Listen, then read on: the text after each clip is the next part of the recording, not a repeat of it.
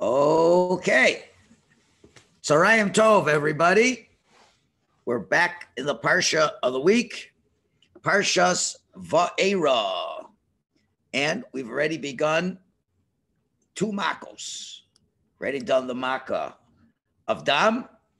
And we said, just like a king, when he lays siege to a city, the general first destroys their water supply.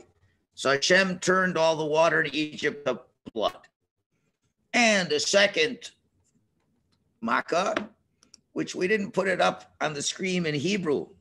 Could somebody tell me, how do we spell this Makkah? What's the first letter? What's the first letter we're going to use to spell the second Makkah? Anybody know? What's the letter? Whoa, nobody knows. The second Makkah. What's going to be the first letter? Okay, Eitan, what's the first letter? Asaf. Asaf? Nope. Good class. It was close. Adina?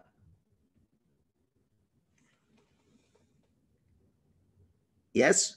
I can't hear you. You're muted. Okay, now try. What do you got? I'm not hearing you, sweetheart. Somehow I'm not hearing you. I'm really. She said Tzaddik. She said Sadi. Okay. I guess you guys could hear better than me. That's good. All right, let me find the Tzadi. I guess you guys hear better. Yeah, somebody. We gotta. Okay, Adina. I think you're gonna have to mute yourself. We're getting a lot of back feedback. I don't know what's going on over here. Something is making too much noise. Okay, what's after the Tzadi?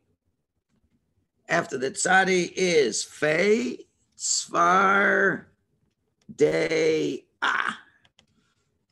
That's how we spell it, Tzvardea. Okay, that was the second one. By the way, does anybody know how many Makos are going to be in Parshas Va'era? And what is the trick to remember it? There's a trick to remember how many Makos is in Parshas Va'era. Ellie, what do you think? 7. 7. How did you know that? I saw it in the Parsha book. Oh, you got a Parsha book. Okay. Do you know what the trick is to remember it? Does anybody know the trick? There's a trick. You don't have to look in a Parsha book. Okay. Boy, Adina must be a very smart girl. She has her hand up all the time. Okay, what's the answer, Adina? Let's hope I can hear you this time. In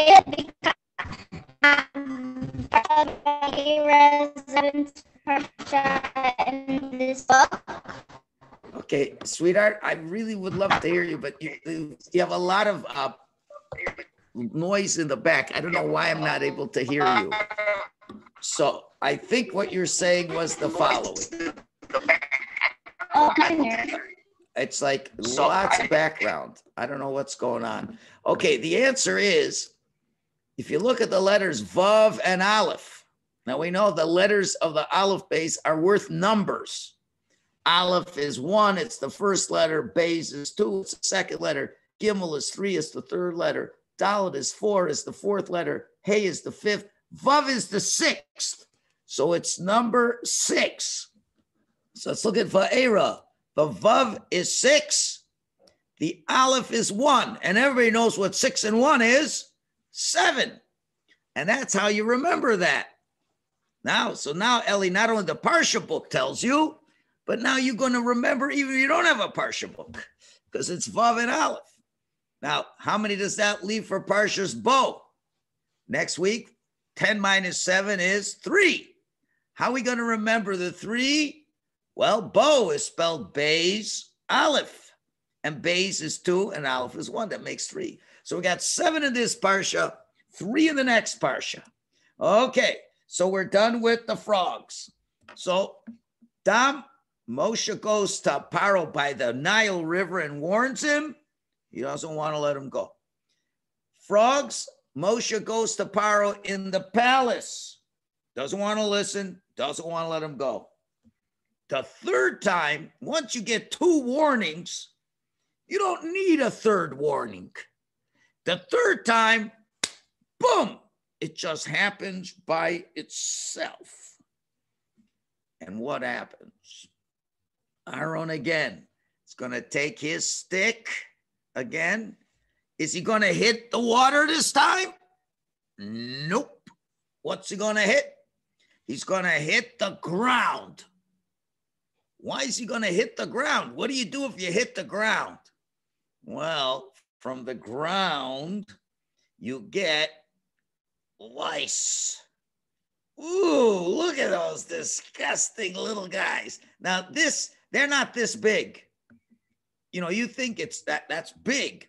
A lice, you know, did anybody ever, don't tell me, but if you've ever had lice or you know anybody has lice, they're itty bitsy little, like a little dot. But boy, do they scratch and they get all over you. And it's like, ugh. And they crawl and they bite and they're so small. You know, if you don't look carefully, you might not notice them, but they get lots and lots of them. Now, these little goomers, really, they're showing you a bigger picture of what it is. It's really more like a very small dot, smaller than, you know when you put sprinkles on ice cream? You know when you put sprinkles on ice cream, you know how small one little sprinkle is? They're not even bigger than that. That's how small they are. You figure, well, what could a small thing do? Oh, if you got lice. Now, some of you, not you, but maybe your friends get lice in your hair, but Hashem made the lice all over their bodies, everywhere. Can you hear me? And they bite and they sting and they do all kinds of not nice things to people. Now, this came with no warning. And what happened is Aaron hit the stick to the ground, and that's where the lice kind of come out from. And they just started crawling all over the place. And every Egyptian, can you imagine going like this? And, you know, you're starting to dance around because you're trying to move around and they go, whoop, whoop, whoop, whoop, whoa, whoa, whoa, whoa, whoa, whoa. And they're just scratching, like scratching and scratching. And when you scratch, you have no rest. And that happened also for 7 days. Now, Paro, he's a stubborn guy. He's a stubborn guy. Oh, Matana has her hand up. What would you like to ask, Matana? Couldn't the Egyptians jump into the river? No, because lice don't go. Once lice gets to you, it like bites into you. It don't come off. It don't come off. Wouldn't it die in the water? Nope. You know, if you should never get lice, dear. But many, many years ago, you know, some of my kids got lice when they were little. You can't wash it off. You have to have a special type of very strong, like a detergent, but special for lice. It smells terrible. And you've got to really wash and wash and wash. And then after you wash, you got to take a special magnifying glass and look for little ones. And sometimes you have to pull them out and pull them out of the hair. It's these little guys you couldn't imagine.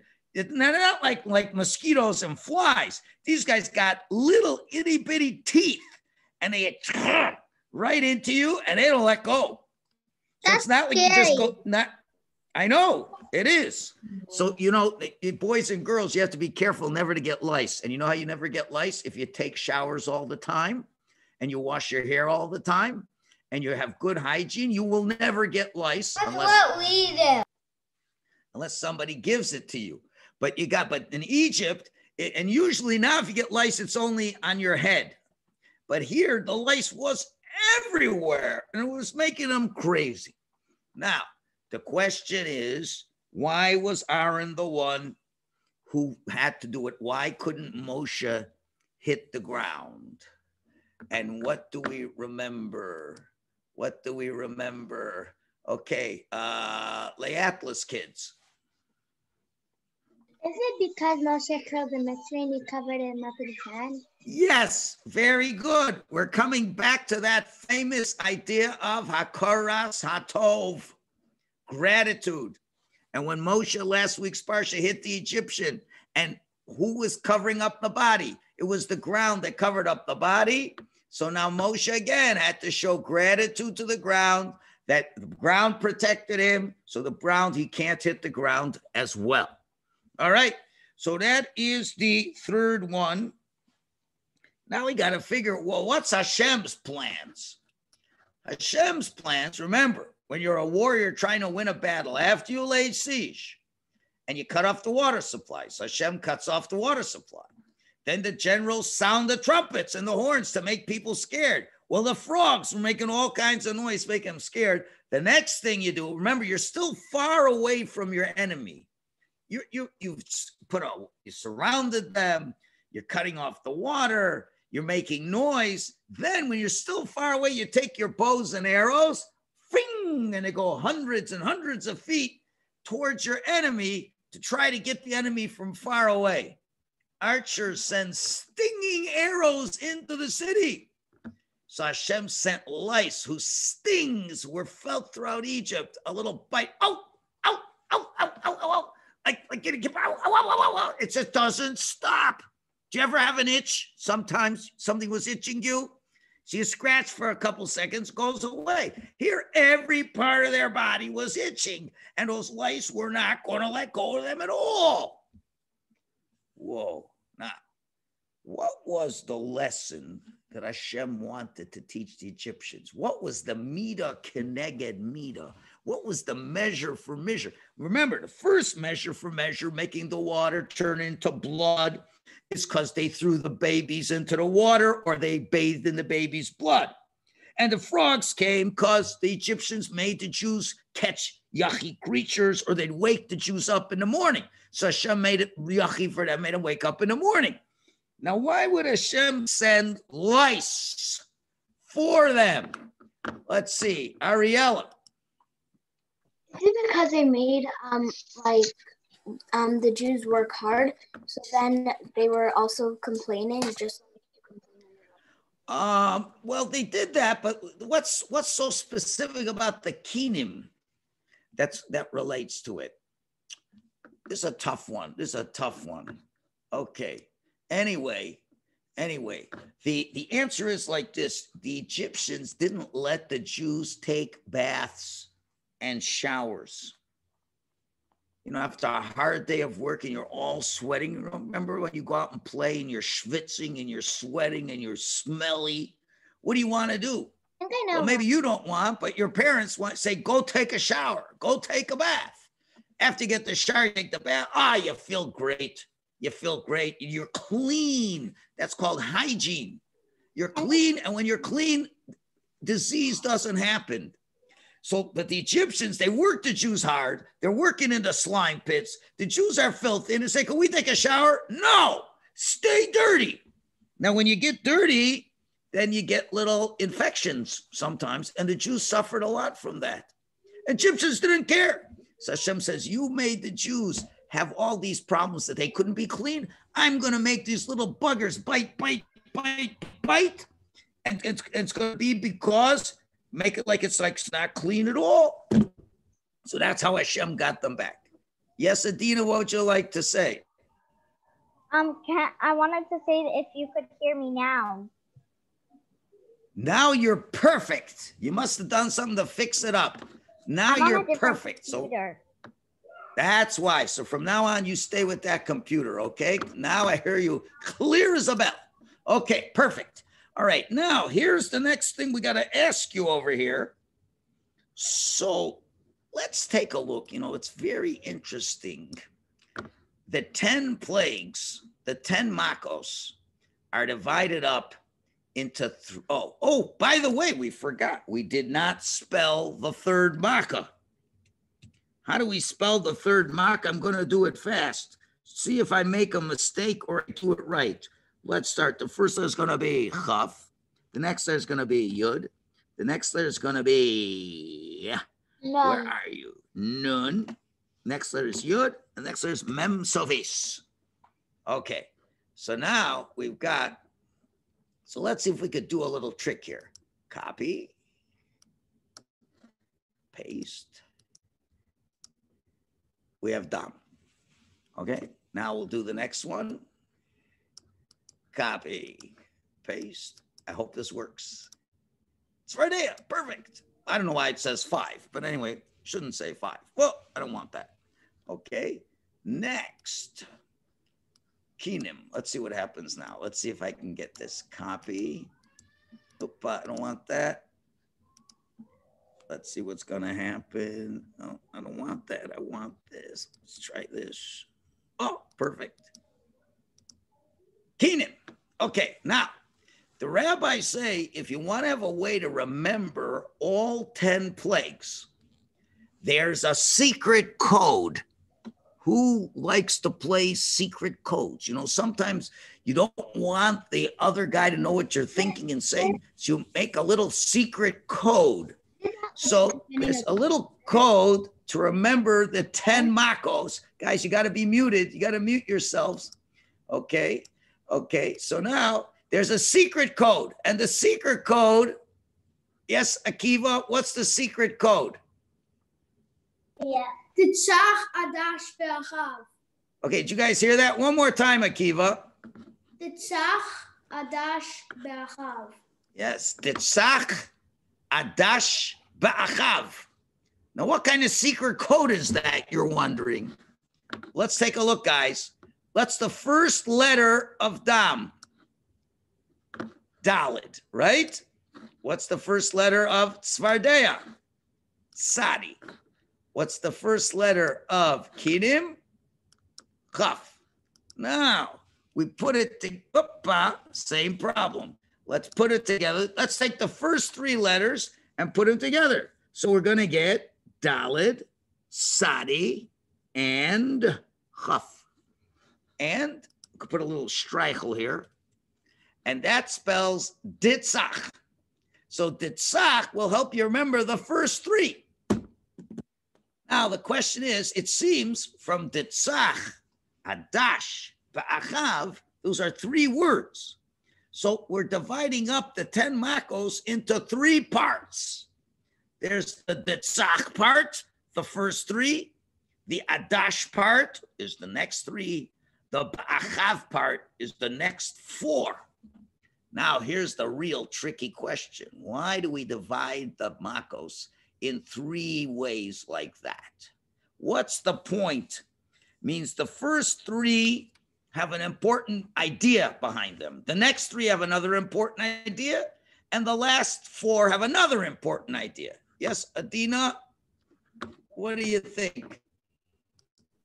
Is that like who brought the Makos? Because the first 3 Aaron brought it. Maybe the next 3 Moshe brought them. Okay.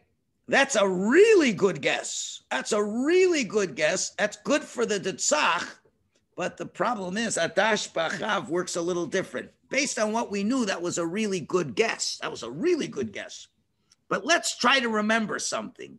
Remember we said on Sunday, why does Hashem bring 10 Makos? Hashem could just do one time, take the Jews out and goodbye.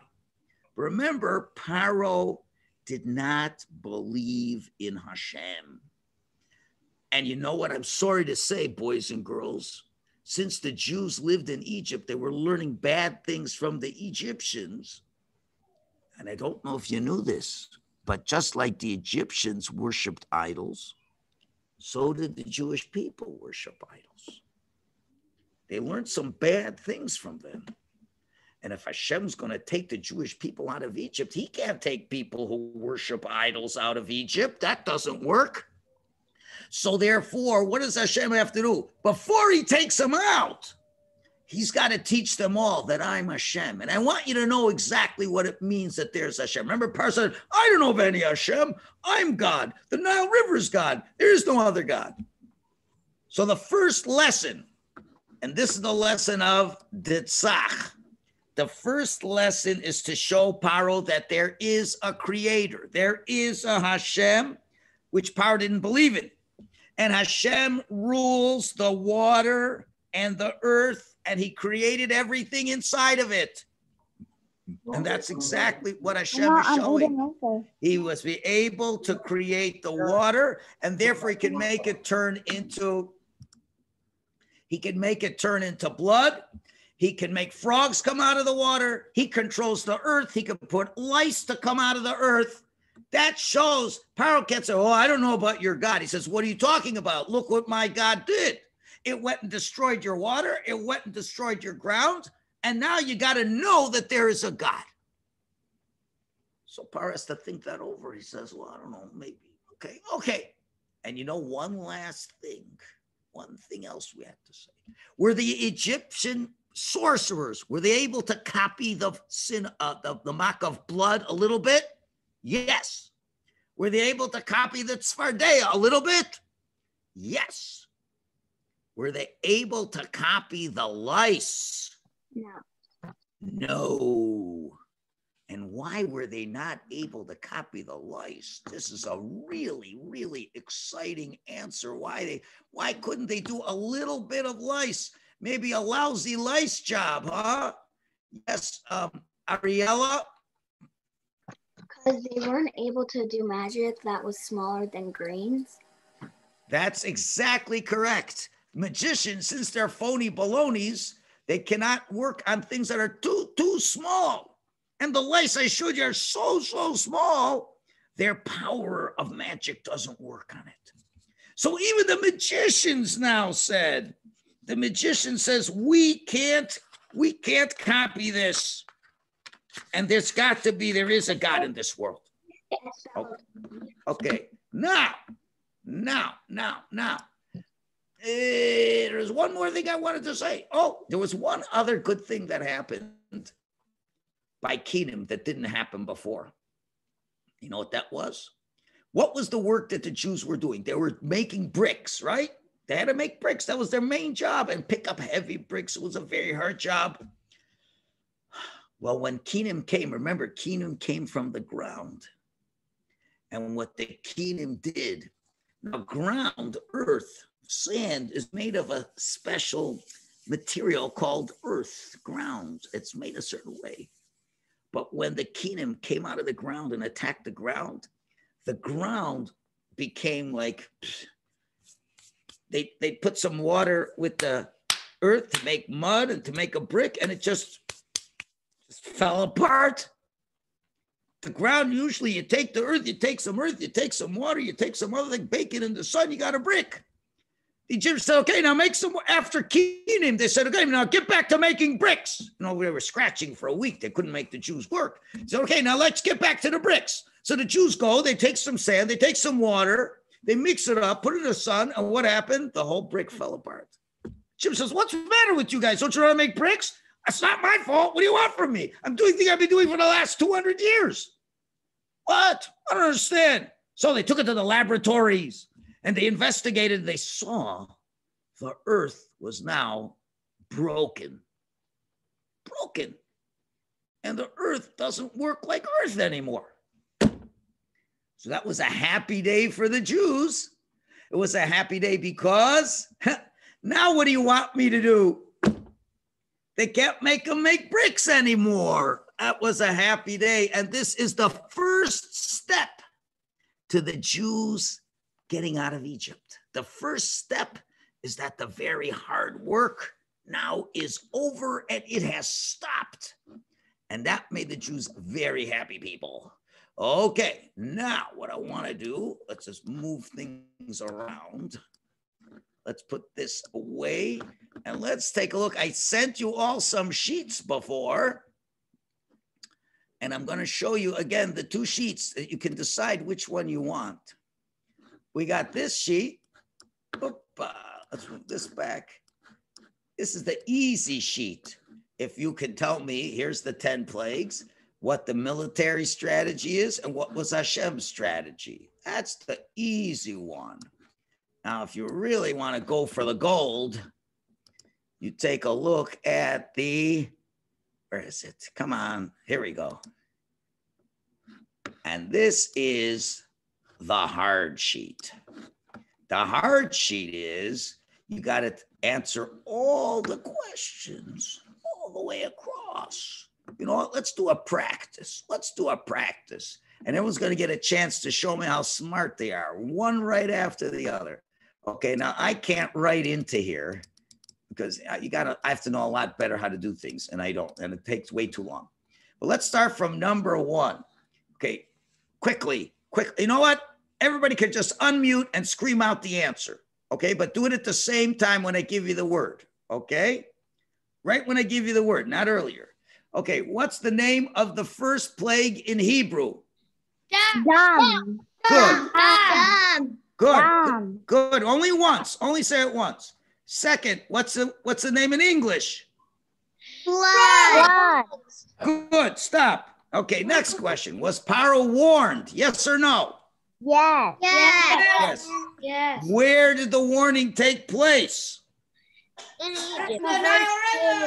By the Nile River. Very good. What was the measure for measure? Just yell it out. What did they do? Because Paro used to take baths in the Nile. What? Well, yeah, but what did he do bad to the Jews? He took their babies and killed them to take their Killed blood. them in there. And what else did he do with babies and blood? One other thing? Killed them in his blood. Yes, he killed the babies and he bathed in the blood. Who initiated the plague? Who started it? Just scream it out. Anybody, scream it out. Aaron. Why? Why couldn't Moshe do it? Because Moshe saved his life. That's right. Now, from where did the plague come from? Where did it start? From the Nile River. Now, were the Khartoumei Mitzrayim, were the magicians able to copy it? Yeah. Yes. What was the step in the war strategy? The first thing the general does is he destroys the water supply. What was Hashem teaching Paro? That Hashem exists and he rules over the water. Yes. Okay, quickly. The second one. Fast. Going fast. The second one is called? Mardea. Was Paro warned? Yeah. Yes. Where was he warned? Where? In the palace. What was the measure for measure? He made Jews capture the creatures. He'd make Jews wake up early. Who started this plague?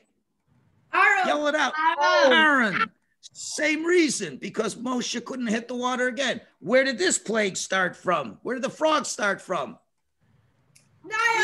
Nile River.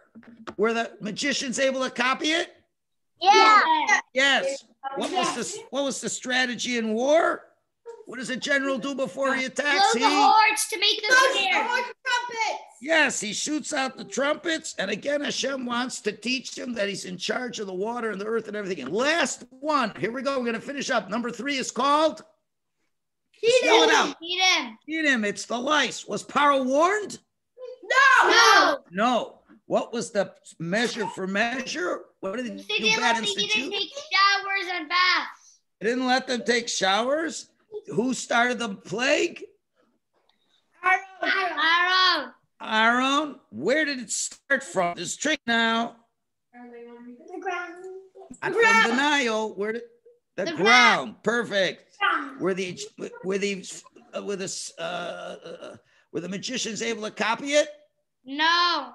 No, because it was too small. And what's the strategy in war? What do you do before you attack? After you get rid of the water and after you're making noise, what do? You shoot arrows. Shoot arrows to sting the enemy. And all together, what does it spell? Ditzach. So we finished the first 3 Makos. We now have Ditzach. Power is really getting geschmettered. And tomorrow we move on to Adash. Okay, great. Baruch Hashem, everybody could say, now you have a choice which one you want to do. You could do this chart or the big chart. If you still didn't get, I think I emailed. If I didn't, ask me to email it to you. Okay, anybody got any questions before we say goodbye? We're good? Everybody's good? Okay, shalom, everybody. And we'll see you tomorrow at 12 o'clock. Thank you. Okie dokie. Bye-bye. Bye. Thank you. Okay, bye-bye.